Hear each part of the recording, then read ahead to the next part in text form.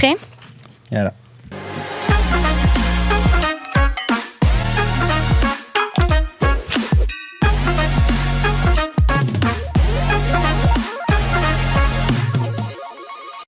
Ce soir, nous avons l'honneur de recevoir Johan Knafo.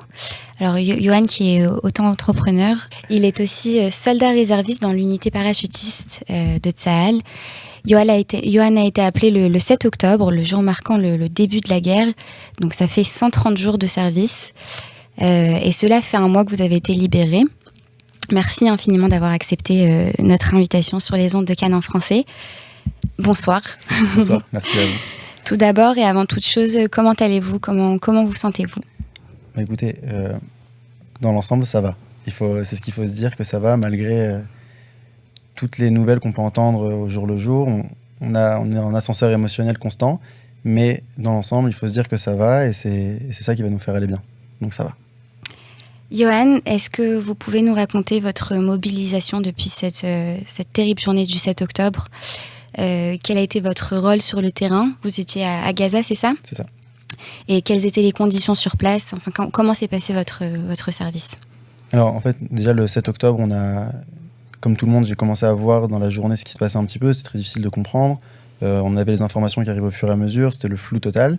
Et donc samedi soir, à la sortie de Shabbat, j'ai reçu l'appel qui m'indiquait qu'il fallait que je rejoigne la base. Et donc dès le lendemain matin, j'ai été mobilisé, j'ai rejoint mon unité, donc qui est en fait une unité qui est rattachée aux parachutistes et qui est une unité à 100% médicalisée, qui est composée donc de médecins, de chirurgiens, de paramédics, de khofshim, donc d'infirmiers comme moi. Donc nous, on a été en fait envoyés avec les soldats qui sont actuellement dans leur service obligatoire et on était associés à leurs activités, enfin à leurs opérations. Et vous avez aussi une arme avec vous? Ah oui, complètement. On est d'abord combattants avant tout. Et en plus, on a la deuxième casquette du corps médical, dans le cas où les soldats avec qui on est sont blessés. Donc vous les accompagnez partout? On les accompagne partout et on est en fait les premiers à leur apporter des soins dans le cadre des différentes blessures qu'ils peuvent avoir. Ah oui, donc c'était un service qui n'était pas tout repos, j'imagine. Et donc vous étiez tout le temps à Gaza pendant les 130 jours de votre service, enfin, à part quand vous aviez des permissions de rentrer, mais sinon vous étiez... Non, alors en fait, on a eu en fait le premier mois, donc du 7 octobre jusqu'au 6 novembre, on était en préparation. Et d'ailleurs, c'était un premier mois qui était très difficile parce qu'on se disait, mais pourquoi on attend? Pourquoi on n'est pas déjà là-bas? Pourquoi on ne commence pas à agir? Oui, c'est vrai. Et donc vous n'étiez pas rentré directement, bien sûr. On est rentré, le groupe avec qui j'étais, on est rentré dans la nuit du 6 au 7 novembre. C'était notre première rentrée. Et c'était ce mois d'attente était horrible parce qu'on se disait, mais qu'est-ce qu'on fait? Parce que d'un côté, l'armée ne nous libérait pas, donc on était bloqué à la base à rien faire. Alors on s'entraînait évidemment, on serait habitué à faire toutes les choses qu'on doit faire en tant que secouriste sur le terrain. Mais en soi, on faisait pas grand-chose d'intéressant. Vous étiez dans l'attente comme les civils, parce que nous aussi on se demandait ce qui se passait. Exactement. Pourquoi Tsahal ne rentrait pas. C'est vrai que ça a pris un mois, j'avais oublié. Et donc vous rentrez à Gaza donc dans la nuit du 6 novembre et qu'est-ce qui se passe? Comment ça se passe? C'est une émotion énorme. On se dit mais on y est enfin. Ça commence et on va enfin pouvoir ramener le mérite à Israël, le mérite qui lui revient, ramener une foi que le peuple avait sûrement perdue le 7 octobre parce qu'on s'est senti impuissant. Complètement, sans moyens. On était complètement, on était assassinés, on était violés, on était mutilés. Et là, on se dit, voilà, il faut ramener ce kavod à Israël, il faut ramener cette fierté-là. Il faut redonner la force à Israël de vaincre ses ennemis. Et donc, on s'est dit, voilà, on y est et on peut enfin faire ce qu'il y a à faire. Est-ce que vous aviez peur? C'est une à question ce moment-là, qui peut paraître un peu ridicule, mais je sais que ça dépend en fonction des soldats. Alors, à ce moment-là, non. C'est pas à ce moment-là que j'ai... Parce qu'il y a eu des moments où j'ai ressenti vraiment de la peur, c'est vrai. Mais à ce moment-là, non, c'était juste un choc d'adrénaline tellement fort qu'on pense à rien à ce moment-là. On se dit juste, allez, on suit, on avance et on fait ce qu'il y a à faire. Mais des moments où j'ai eu peur, oui, il y en a eu. Il y a eu des moments où on était confrontés à des terroristes qui tiraient vraiment pas loin de nous. Donc, jusqu'à présent, on ne les avait pas forcément vus puisqu'on arrivait dans des zones qui étaient déjà nettoyées. Donc, on n'était pas forcément en contact avec des terroristes au quotidien. Mais quand ils sortent d'un tunnel et qu'ils viennent nous tirer dessus, alors là, on se dit, OK, c'est là, c'est proche. Et c'est un autre niveau de concrétisation de la situation.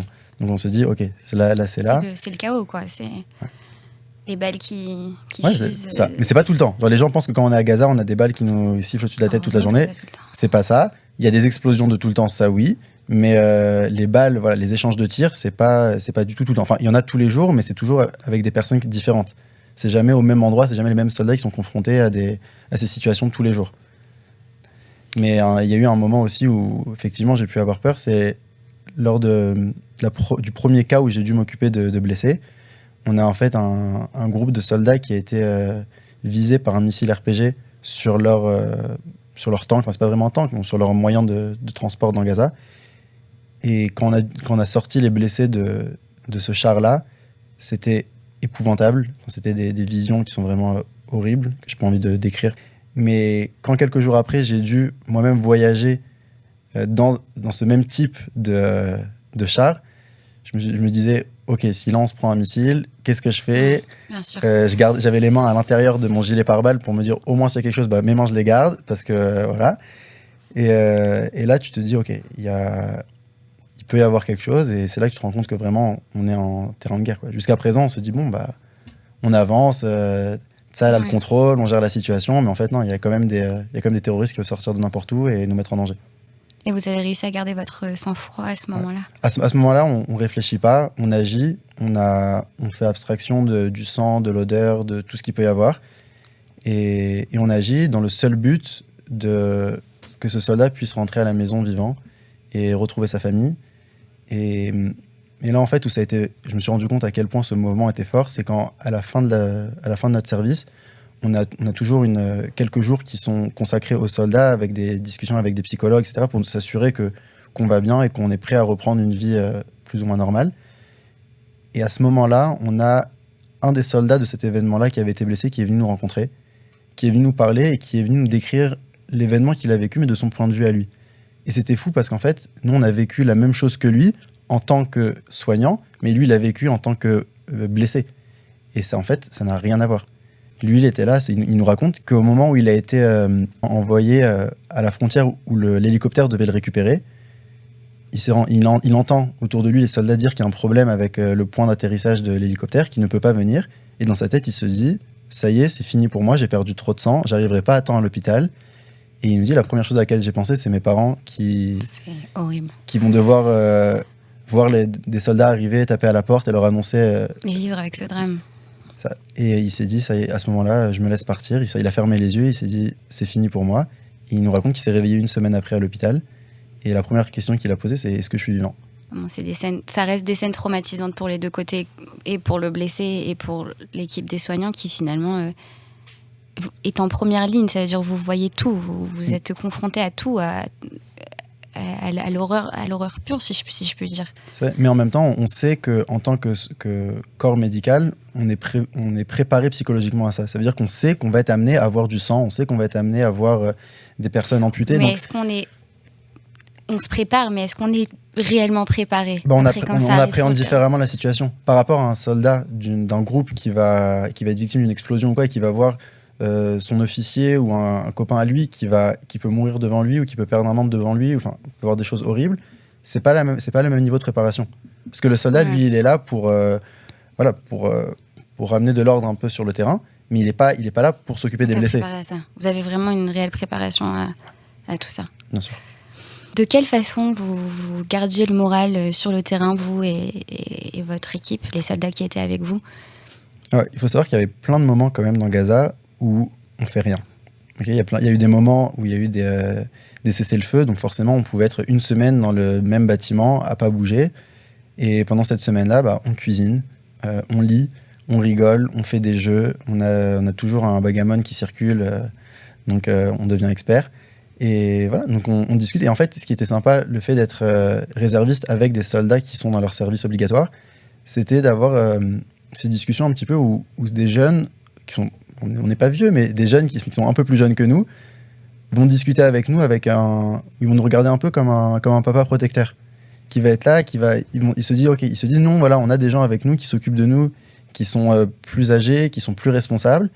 Et donc forcément, on va arriver à avoir des discussions qui vont être un peu plus poussées sur la vie, sur leur objectif après l'armée, sur plein de choses. Et au final, c'est ça qui nous permet de tenir.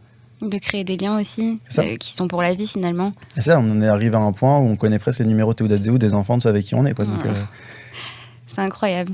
En plus, vous étiez à Gaza, donc c'est aussi marrant de se dire qu'est-ce qu'on fait là, quoi. C'est irréel. Parfois, on marche dans les rues, on regarde autour de nous, on voit tout qui est en ruine, on se dit mais en fait, on est dans un film, quoi. C'est ça. Même nous, quand on voit les images, j'arrive pas à me dire c'est à côté, quoi. C'est à quelques kilomètres devant. C'est fou. Et ça d'ailleurs, c'est fou parce que par rapport à ce que vous disiez, que les civils, au final, qui sont à l'intérieur du pays, se rendent pas compte de la réalité qui est dans Gaza. Pas du tout. Et c'est pas plus mal. Parce que c'est déjà suffisamment dur comme ça pour le peuple de vivre une période de guerre. Donc, nous, de savoir quand on sort de Gaza et de se dire, OK, au final, la vie reprend, les restaurants sont ouverts, les gens retournent au travail, on se dit, OK, c'est qu'on fait bien le travail. S'ils ressentent pas la guerre, c'est qu'on a bien fait le travail.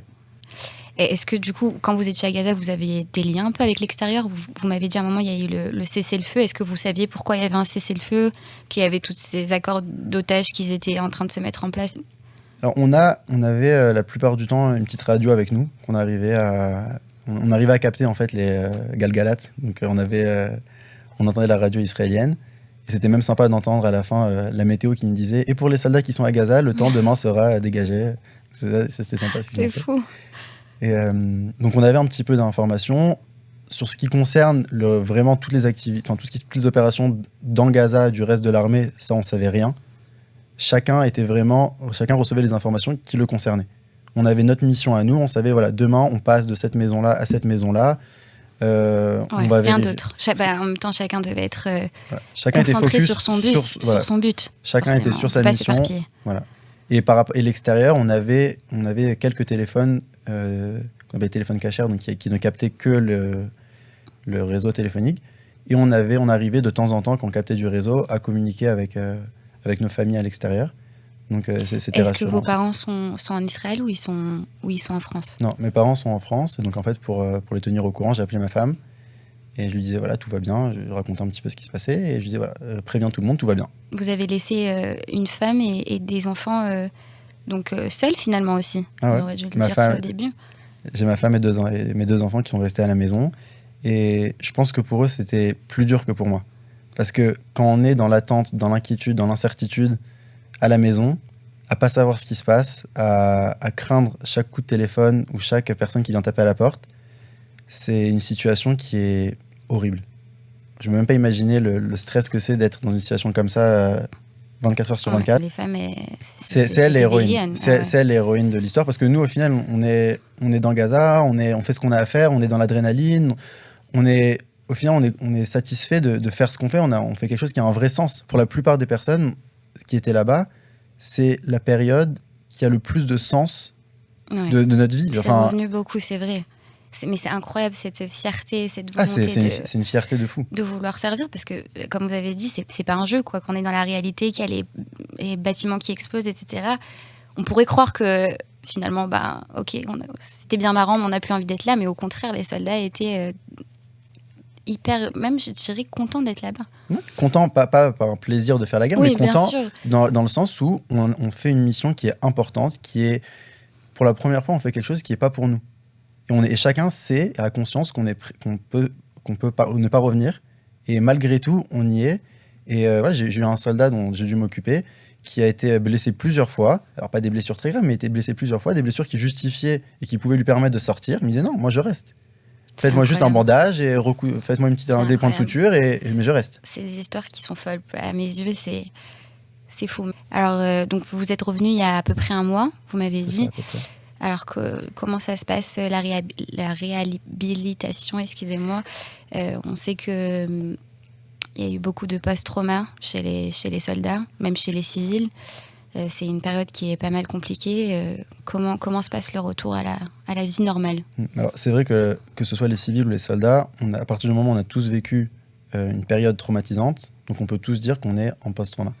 Sauf que le post-trauma, c'est pas que une période horrible après le traumatisme qui va être des insomnies, la perte de l'envie de manger, etc., la perte de l'appétit, ça peut être aussi... Il y a une possibilité, après un traumatisme, de faire quelque chose de positif. En hébreu, ça s'appelle tsmicha post-traumatique. C'est une évolution positive après ce traumatisme. C'est de savoir, OK, maintenant on a vécu quelque chose de traumatisant. On a vu que la vie, au final, tenait à un fil. Alors comment maintenant on peut apprécier plus les choses de la vie, on peut se fixer des objectifs différents dans la vie et en faire quelque chose de bien. Comment on avance de ça. Et je pense que c'est ça qu'il faut qu'on garde en tête. Parce que sinon, de rester dans cette période-là qui est, c'est vrai, horrible, et on l'oubliera jamais, il n'y a aucun Israélien et aucun Juif, je pense, dans le monde entier qui pourra oublier cette date du 7 octobre. Mais il faut se dire, OK, on a eu ça, comment de cette période-là maintenant, on avance et on en sort plus fort. C'est vrai que c'est important. Et vous arrivez à le faire au quotidien, quand vous êtes revenu reprendre le travail comme si finalement de rien n'était, quoi. Il y a quelques jours, vous étiez en uniforme avec une arme en train de soigner des blessés. Et là, vous vous retrouvez à retourner à la vie avec votre femme, vos enfants, le travail, les problèmes de la routine. Comment on fait ? Alors déjà, tous les problèmes de la routine deviennent dérisoires. C'est-à-dire qu'il n'y a plus rien qui est grave. Plus rien n'est grave. Il n'y a plus de problème. C'est-à-dire quand c'est fou, ça. J'ai un copain qui me disait, je suis arrivé au travail et là, mon patron, il m'a dit vite, il faut que tu me sortes ce document-là, c'est urgent. J'ai dit non, ça, c'est pas urgent. Les urgences ont complètement changé. Oui. Mais les priorités c'est pas plus mal. C'est pas plus mal. Ça permet de relativiser sur plein de choses et ça nous permet vraiment d'appréhender les choses différemment. Donc là maintenant, alors c'est vrai, les premiers jours après sont très difficiles parce que surtout que quand nous on est sortis, on a laissé les soldats avec qui on était à l'intérieur. Ah ouais. Donc c'est pas comme les autres unités Milouim qui vont sortir tous et qui sont remplacés par une autre unité et disent bon ok, les missions vont continuer. Il y a vos frères quoi, tout encore sur le terrain. On les a laissés. J'ai laissé des soldats qui sont là-bas. Je me suis dit ok, évidemment qu'il y a des gens qui allaient s'occuper d'eux, mais je me suis dit ça va pas être moi. Bah oui. Donc ça, c'était difficile les premiers jours, mais après, voilà, on s'occupe au maximum, on fait du sport, on fait de la musique, on travaille, on fait un maximum de choses et pour s'occuper l'esprit, pour s'occuper, pour... Est-ce que vous avez eu des symptômes, des flashbacks ou enfin, si vous voulez nous partager ? Il y a évidemment, à mes yeux, en ce qui me concerne, une plus grande sensibilité au bruit. C'est-à-dire que dès que j'entends quelque chose que ce soit un pétard, que ce soit... une petite explosion. J'ai même été surpris par un vendredi soir à la synagogue à être dérangé par les bruits des gens qui tapaient des mains. J'avais quelqu'un qui tapait des mains très fort à côté de moi et ce bruit me dérangeait. Mais bon, après c'est passé. Mais voilà, les bruits c'est un peu plus sensible, on réagit un peu différemment. Il y a eu quelques rêves, cauchemars plutôt, où ça pouvait m'arriver de perdre une jambe, un bras, des choses comme ça. Mais sinon, dans l'ensemble, ça va. Je mange bien, je dors bien, Baruch Hashem. Merci Hashem. Yohan, merci beaucoup pour cette interview. Merci pour votre service. Merci pour tout ce que vous avez fait pour le peuple, pour le pays. On vous est éternellement et extrêmement reconnaissant. Non, c'est vrai, tous les civils, tous les soldats, tout le pays. Vous êtes rentrés dans l'histoire du Ham Israël. Vous et tous les soldats avez marqué l'histoire du peuple. Et écoutez, bon retour à la vie normale. Et en espérant vous retrouver bientôt sur les ondes de Canard Français. Merci beaucoup, à bientôt. À bientôt. Ouais, c'était hyper intéressant. Vraiment.